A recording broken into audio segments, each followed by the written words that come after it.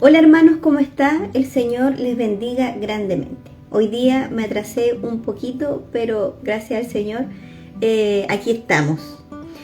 Hoy para dar inicio el capítulo 13 de esta carta a la iglesia de Roma.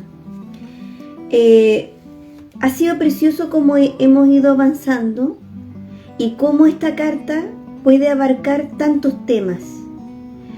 A veces nosotros, no a veces, la gran mayoría de las veces tenemos muchas preguntas.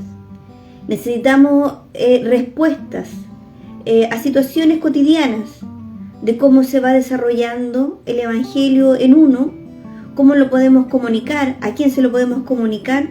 Y esta carta tiene una gran abundancia de estas respuestas. Se me hace absolutamente necesario pasar por el estudio de esta carta, sobre todo los que compartimos el mensaje de salvación. Nos ayuda a tener una claridad y unas bases en las escrituras sólidas. ¿Y por qué es tan importante?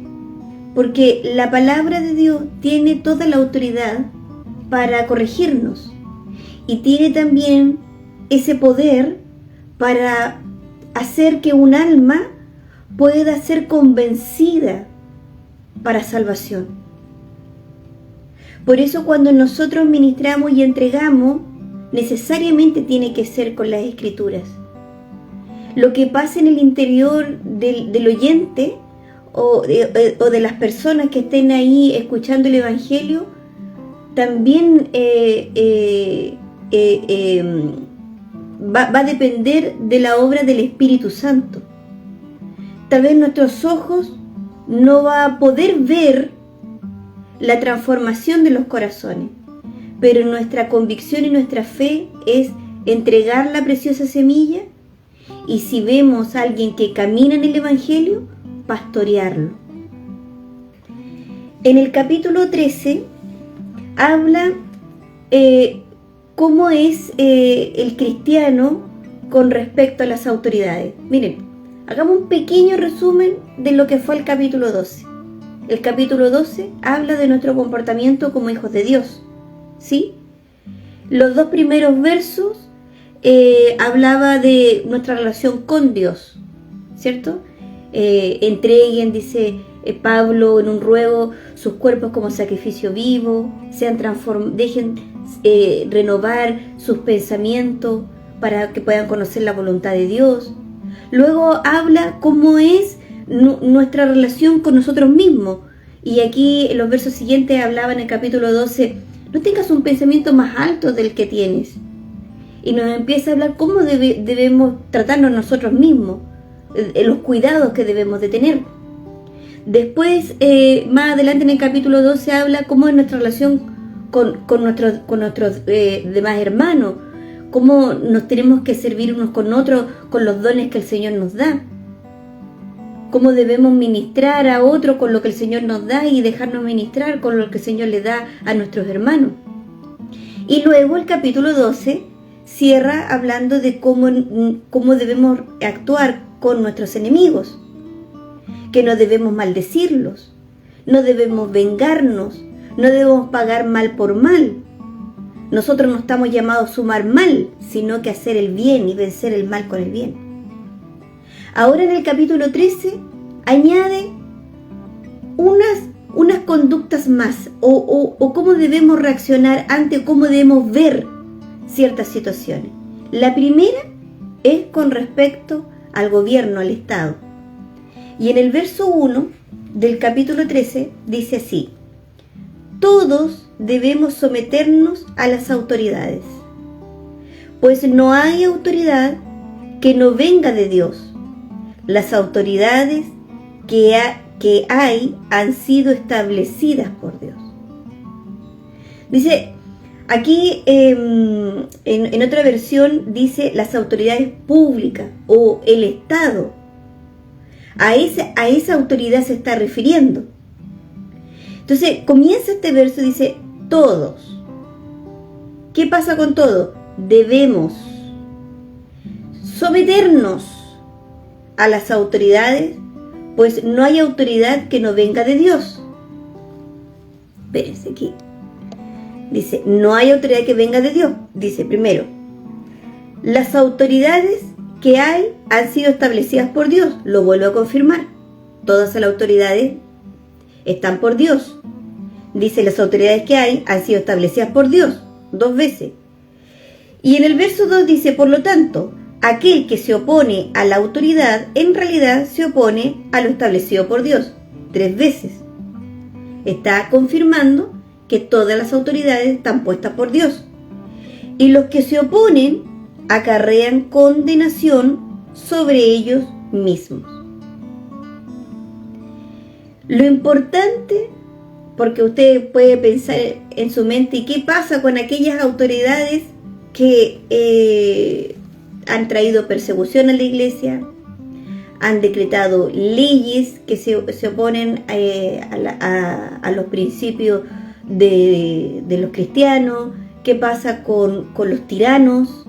¿Qué pasa con verdaderas manifestaciones demoníacas con algunos gobernantes de la historia? Podemos nombrar muchos. En el mismo tiempo que está escrita la carta, 30 años después de escrita la carta, ya hay tiranos famosos por su crueldad y por su maldad. Entonces, a veces estos 2 versos no se pueden tomar de manera aislada. Eso es lo importante cuando uno entra a estudiar. Porque claro, ha habido mucho abuso de poder solo leyendo estos 2 versos. Pero nosotros siempre tenemos que leer dentro del contexto, y que incluso dentro del contexto nunca tampoco va a estar aislado de la palabra total que tenemos nosotros en nuestras manos. El verso 3 habla cuál es el objetivo de poner estas autoridades, y dice, porque los gobernantes no están para infundir temor a los que hacen lo bueno. Fíjense qué importante es interiorizarnos y leer dentro del contexto. Porque dice que el objetivo que Dios ponga a las autoridades a las cuales nos tenemos que sujetar, dice, porque los gobernantes no están para infundir temor a los que hacen lo bueno. Importante, ¿cierto? Sino a los que hacen lo malo. O sea, Dios pone autoridades a las cuales nos tenemos que sujetar, porque ellas están puestas no para afectar a aquel que hace lo bueno, sino para afligir al que hace lo malo. Abre pregunta. ¿Quieres vivir sin miedo a la autoridad? Haz lo bueno y tendrás su aprobación. Verso 4. Pues la autoridad está al servicio de Dios para tu bien. Pero si haces lo malo, entonces sí debes temer, porque no lleva la espada en vano, o sea, la justicia, sino que está al servicio de Dios para darle su merecido al que hace lo malo. Y eso es, esta es la enseñanza que Pablo, cómo nosotros debemos actuar ante las autoridades del Estado, del gobierno. ¿Por qué? Porque nosotros como iglesia no somos no somos rebeldes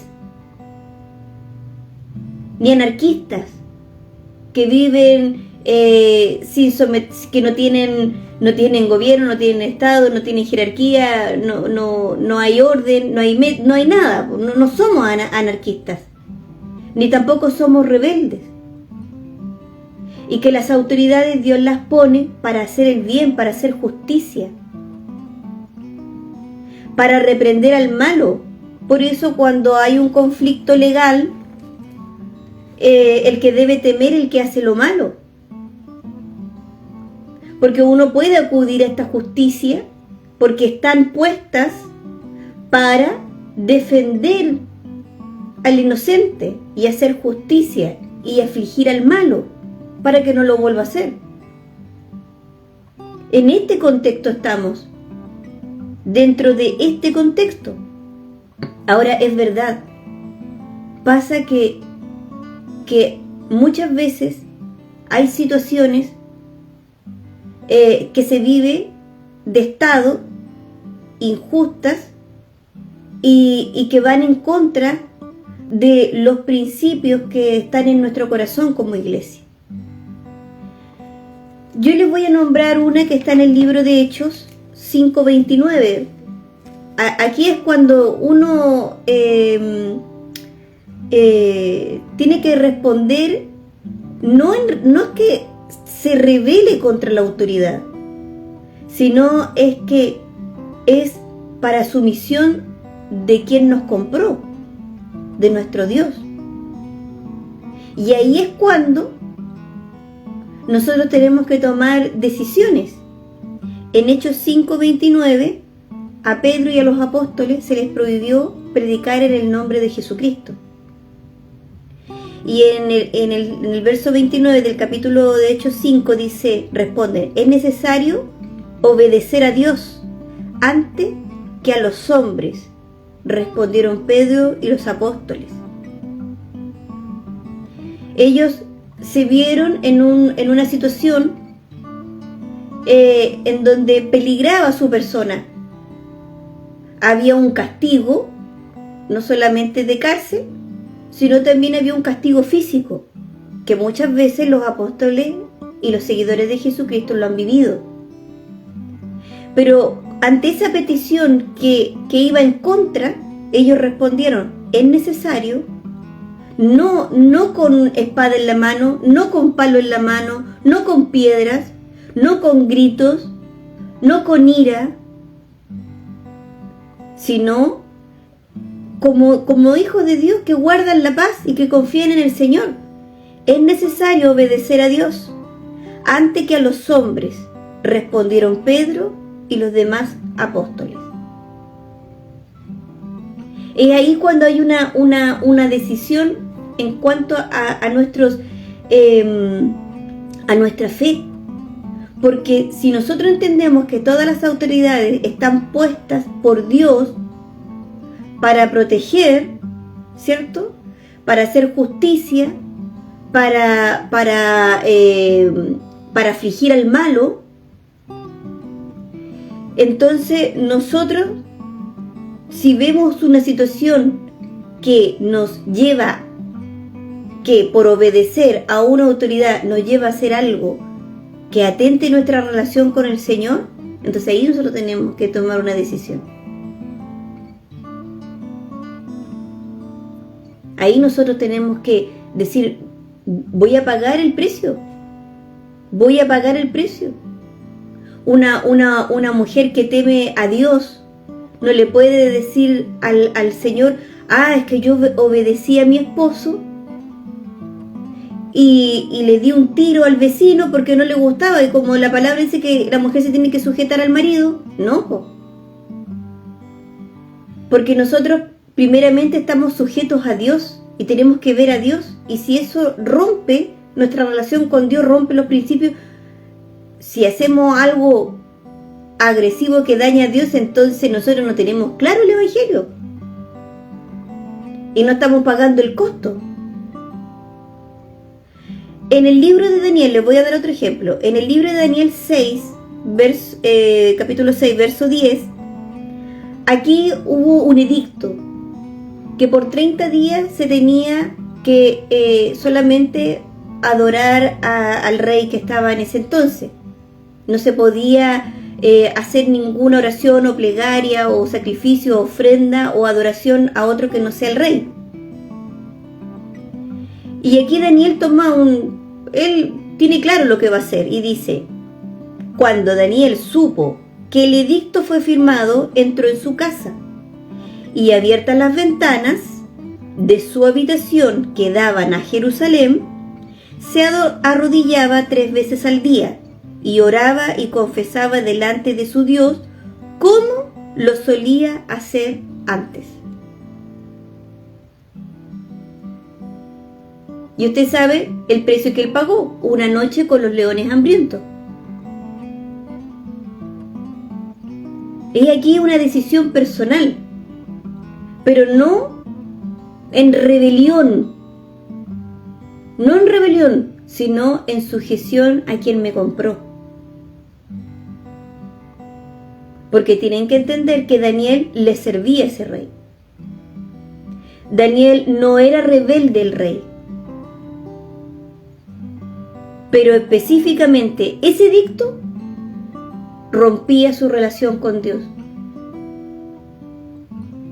Y él no podía romper a quien él le servía primeramente. Porque todos los beneficios que tenían esos reinos, porque Daniel estuvo en 4 reinos, todos los beneficios que recibieron de Daniel era por la fidelidad de este hombre con Dios. Voy a leer otro caso por la palabra. Por eso uno siempre tiene que leer el contexto de lo que estamos leyendo, pero tampoco puede estar fuera del lugar de toda la palabra. Éxodo 1, verso 17. Faraón le pide a 2 parteras, que sus nombres son famosos, y les dice que cuando asistan a las hebreas, si nace niña, la deje vivir, pero si nace varón, que los mate. Así iban a reducir el número de población que iba en aumento y evitaban un peligro futuro de que si alguna nación vecina se rebelaba contra Egipto, los esclavos no se sumaran con ellos. Verso 17 del capítulo 1 de Éxodo. Sin embargo, las parteras temían a Dios. ¿Qué es lo que es temer a Dios? Apartarse de lo malo. Así que no siguieron las órdenes del rey de Egipto, sino que dejaron con vida a los varones. Estas dos mujeres, no sabemos si habían más parteras, no lo dice la palabra, pero sí sabemos que 2 mujeres tomaron una decisión, y la decisión la hicieron porque temían a Dios. ¿Servían estas 2 mujeres a este país, a esta nación Egipto? Sí, pero esta orden no la acataron. ¿Por qué no la acataron? Porque temían a Dios. No quisieron ofender a Dios.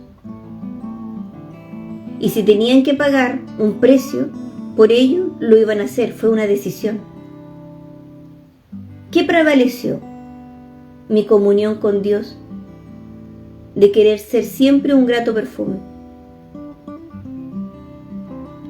Vamos a mencionar otro. Daniel 3, verso 25. Los amigos de Daniel, estos 3 jóvenes con estos nombres tan exóticos que le pusieron.